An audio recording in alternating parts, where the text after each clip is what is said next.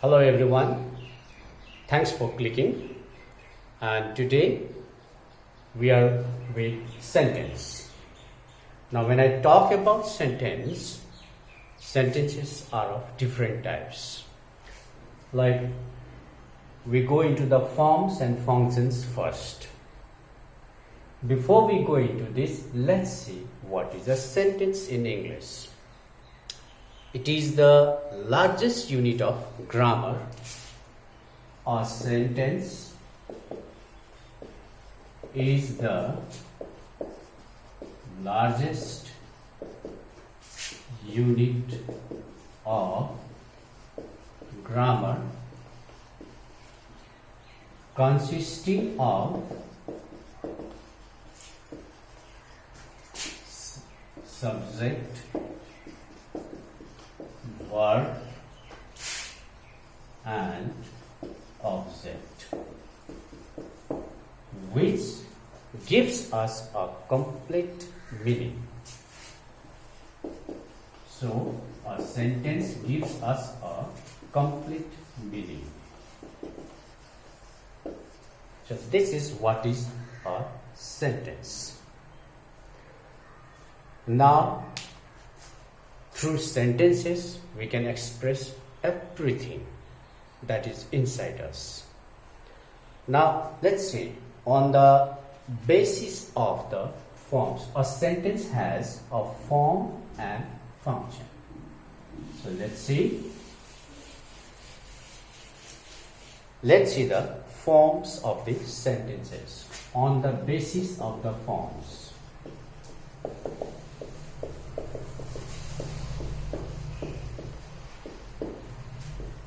How can we clearly understand the forms of the sentences? Like for example, let's write here, let's see here. Sentence can be divided into three forms. Okay, sentences can be divided into three forms. They are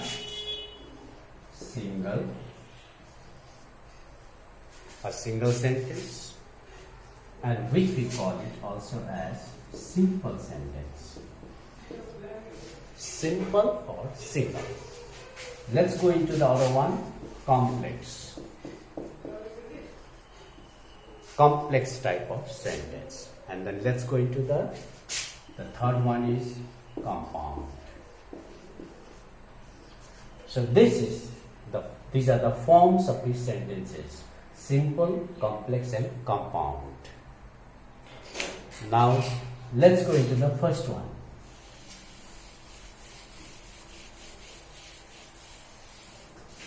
Let's see, what is a simple sentence? What is a simple sentence? It has one subject, one predicate. So one subject and one predicate is there. Now you might be wondering, what is this predicate? Like we also call it as one clause sentence. One clause sentence. To a simple sentence we can call it as one clause sentence. Let's see, for example, as I said, it has one subject and one predicate. So let's see the example here. She eats oranges every day. She eats oranges every day. We have a subject. As I said earlier, in a sentence there should be a verb. Object is there, and then eats what? Oranges every day. A predicate is there. So it's a one sentence clause. Now let's go into the complex type.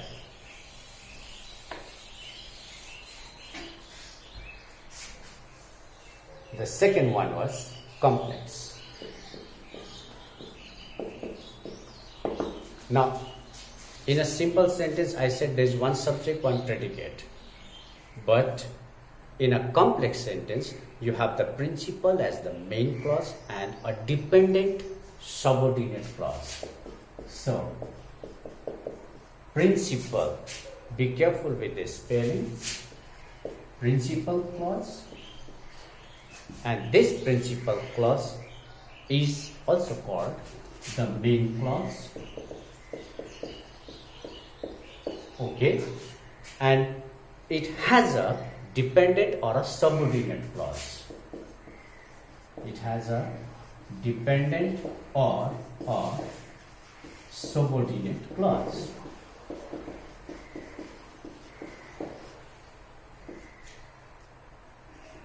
Okay. So if you can remember this,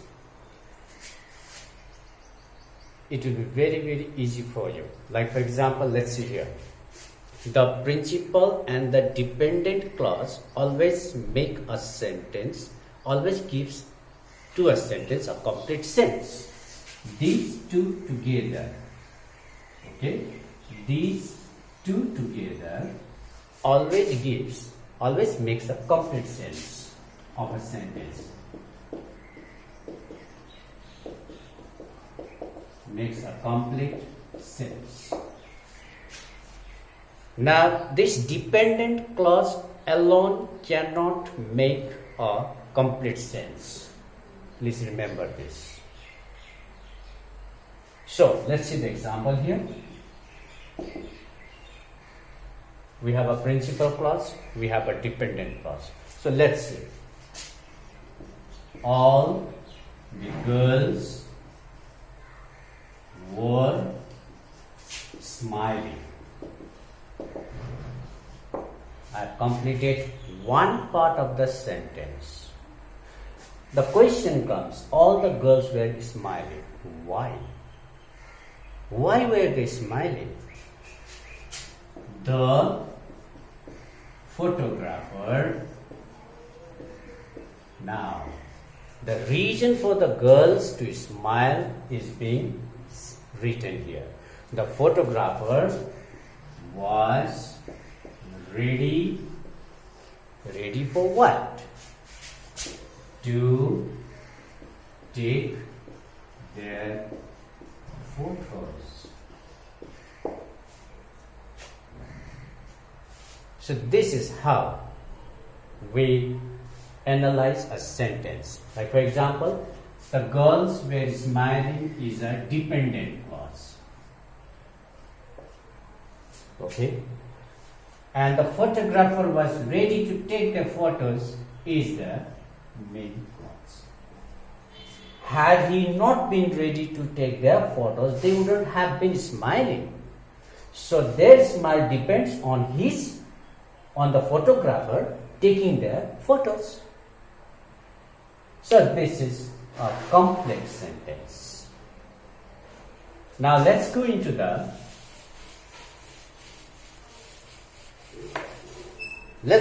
third one. As I said, compound. Okay. When I talk about compound, remember, if it consists of two or more, remember, two or more than two principal or main clause. Two or, what did I say? Two or more than two. Two or more than two principal. Look at the spelling. Let's be careful.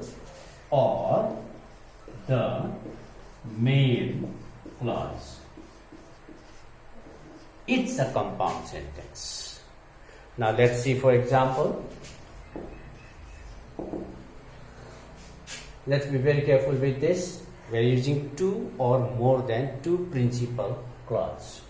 So the teacher, let's say the teacher came and the students stood up. Okay.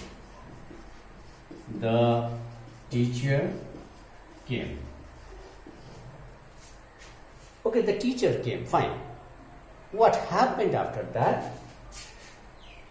The students stood up. These are two different sentences.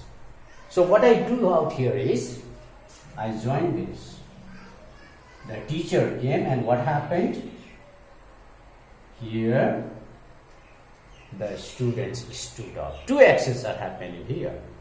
And for this compound sentence, we have a conjunction joining it here. We can use conjunctions like and, or, but. So, with a compound, we use conjunctions. Let's be very, very clear on this. The teacher came is one, the students stood up is the other one. So, these are the forms of the sentences. So now, on the basis of functions of a sentence, we can divide the sentences into 5 types. What are they? Let's see. Number 1, assertive, which we call also as declarative, and this assertive can be both positive as well negative. Number 2, imperative.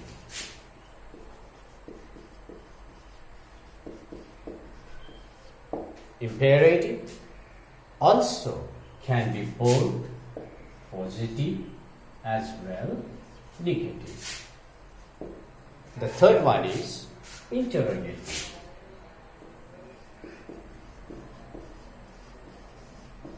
Interrogative, where we put a question mark at the end of the sentence, also can have both positive and negative. Then we have exclamatory.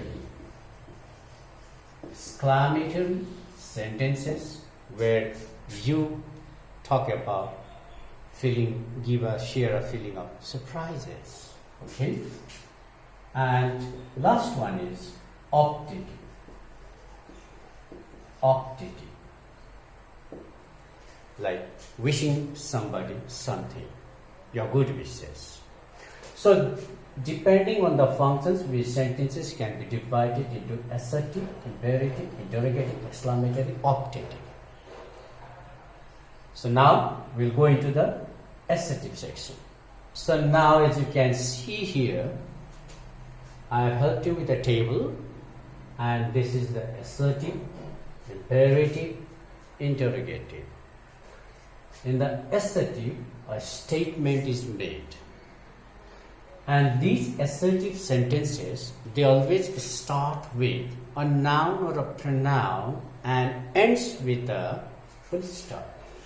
So remember this, it starts with a noun or a pronoun, and at the end there is a full stop. And as I said earlier, we have both positive and negative. Positive indicates an agreement to support that sentence. Disagree means we don't agree with that. For example, if I say, the child is sleeping. The child is sleeping. Full stop is there. We have started with a child. Okay, the child is sleeping. Now here I agree that the child is sleeping, but when I come here and I want to give the negativity of this, I would say the child isn't sleeping. Full stop. The child isn't sleeping. So this is what assertive is all about, positive and negative. It's a simple statement. When we go into imperative, The first word is a verb and expresses command, request, advice. That means you're asking somebody to do something, you're asking somebody not to do something. So that's how we decide. Now, subject of the verb is always you. It means something to the other. For example, let's see. Don't shout. We expect somebody to keep quiet. Let's go together. Let's go together. I'm asking somebody to go and stand there. Okay. Go and stand there. So these are the common examples. Ordering somebody. Shut the door. The wind is blowing in sharp. So this is what imperative is all about. Now let's go to that interrogative. When we make queries or ask questions, and in interrogative sentence, always at the end there is a question mark. And it starts with WH. What, where, okay, how, words, and ends with a question mark. Now for example, let's say, we can also include that it has both its negative and positive ways. Like for example, why aren't you? Why aren't you writing? Why aren't you writing? Why aren't you eating? The next one will be, let's say for example, let's include I also sometimes here. Is, that is he a policeman? I expect that person to be a policeman, so I am inquiring, is he a policeman? My doubt is not clear. Is he a policeman or is he something else? So I have put a question mark at the end, and we have both negative and positive also here. Is he a policeman? Is something like I have a suspicion on that fellow. So these are the three types. Now let's go into the other two types. The other two types are exclamatory and optative. So now when I come to the exclamatory, I would better define exclamatory sentences as those sentences which is used to define or express certain feeling, surprise, joy, pain that we experience. Like for example, yummy, it's tasty. It's a sentence. Yummy, it's tasty. How nice is it? How nice it is. Okay. Alas, they are dead. This is of sorrow. Alas, they are dead. Oh, how nice to see you. How nice to see you. Oh, how nice to see you. Ouch! It's paining. It's paining. This is how we use exclamatory marks. This is exclamation. And in optative, we express desire or wishes to indicate a wish or a hope for someone. It's our best wishes. For example, may you be blessed. Okay? May God live you. This is a wish. Long live the king. We have often heard this being recited. Long live the king. It's our wish. So, today I talked with you about the forms and functions. In forms we have 3 types, and in functions sentences can be divided into 5 categories. So these are the 5 categories.